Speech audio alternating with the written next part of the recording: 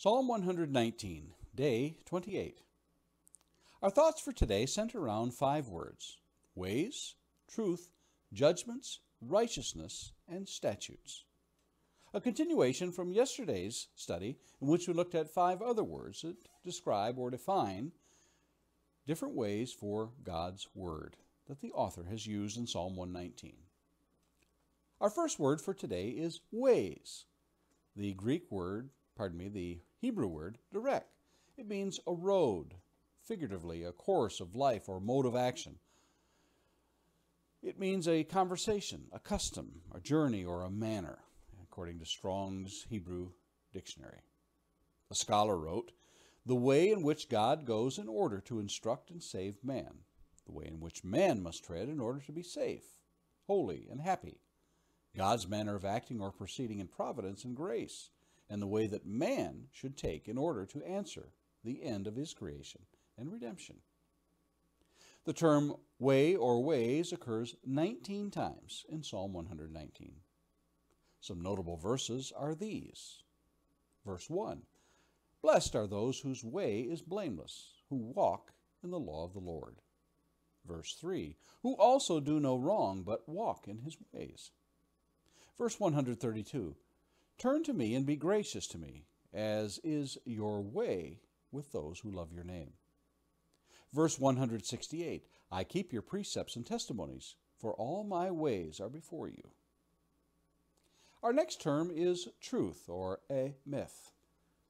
It means stability, figuratively certainty or truth, trustworthiness, faithful, right, or sure, of verity, as defined by Strong's Hebrew Dictionary. A scholar wrote, "To make steady, constant, to settle, trust, or believe, the law that is established, steady, confirmed, and ordered in all things, and sure, which should be believed on the authority of God, and trusted to as an infallible testimony from him who cannot lie or deceive." The terms truth or true are found 4 times in Psalm 119. Some notable verses are these. Verse 43, "And take not the word of truth utterly out of my mouth, for my hope is in your rules." Verse 142, "Your righteousness is righteous forever, and your law is true." Verse 151, "But you are near, O Lord, and all your commandments are true." Verse 160, "The sum of your word is truth, and every one of your righteous rules endures forever." Our next term is judgments, the Hebrew word mishpat, properly a verdict, favorable or unfavorable, pronounced judiciously, especially a sentence of formal decree, human or particularly divine law, including the act, the place of the suit, the crime, and the penalty. Abstract justice, including a particularly right or privilege, as defined by Strong's.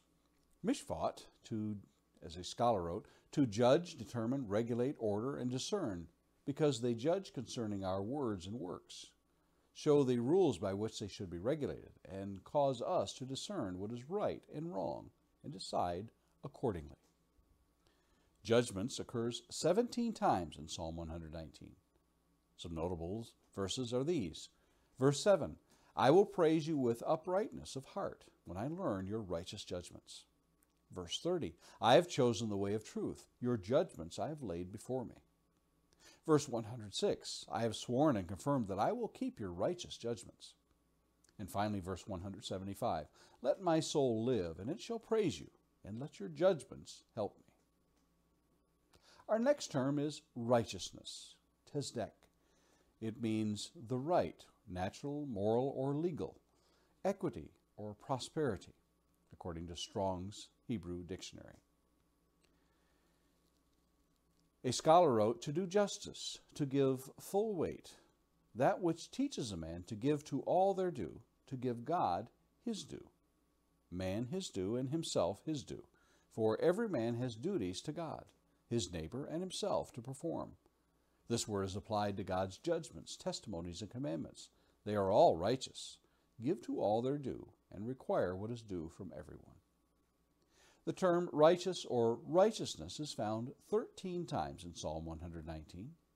Some of the notable verses are verse 7, I will praise you with an upright heart when I learn your righteous rules.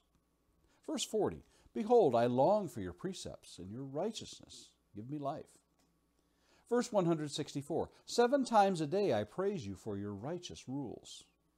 Verse 172, my tongue shall speak of your word, for all your commandments are righteousness. And finally, a term for today, statutes. The Hebrew word means an enactment, hence an appointment of time, space, quantity, labor, or usage. Appointment, bound, commandment, convenient, or custom, as defined by Strong's. A scholar wrote, to mark or to trace out, describe and ordain, because they mark out our way, describe the line of conduct we are to pursue, and order or ordain what we are to observe. Statutes is found 22 times in Psalm 119. Some notable verses are verse 5, oh, that my ways may be steadfast in keeping your statutes. Verse 16, I will delight in your statutes. I will not forget your word. Verse 118, you spurn all who go astray from your statutes, for their cunning is in vain. And finally, verse 171, my lips pour forth praise, for you teach me your statutes. As you can see in this 28-day study of Psalm 119, it is by no means exhaustive or complete. There is more than enough to keep us in wondrous awe for a lifetime. Don't you agree? Are you ready to start all over tomorrow with Psalm 119?